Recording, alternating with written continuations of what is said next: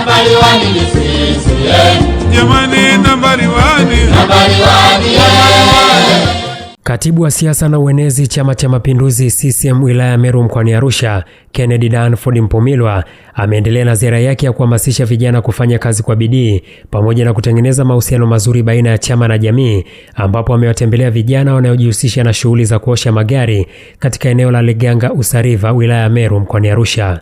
Comrade Kennedy amezungumza nao kuhusu umuhimu wa kufanya kazi kwa bidii, nidhamu na kujituma ili waweze kujikwamua kiuchumi na kufikia malengo yao ya maisha, pamoja na kusisitiza umuhimu wa kumuunga mkono Rais Dr. Samia Suluhu Hassan na mwenyekiti wa CCM Taifa kwa juhudi zake za kuleta maendeleo nchini, hususan kwa vijana.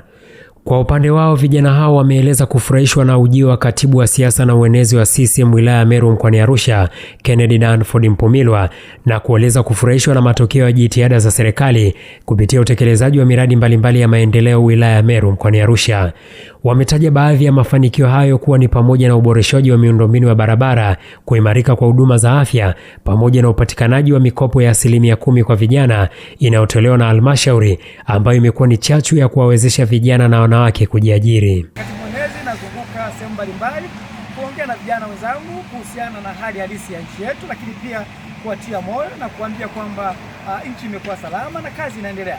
Leo niko mitaa hii inaitwa Leganga sehemu ya Costa, ambao nimetembelea vijana 15 ambao hao kazi yao ni waosha magari, lakini maarufu kama waosha magari. Lakini bahati nzuri katika kaushi tuna mdada mmoja ambaye ni super mdada kweli, na nimekutana naye hapa, ametoa mawazo yake.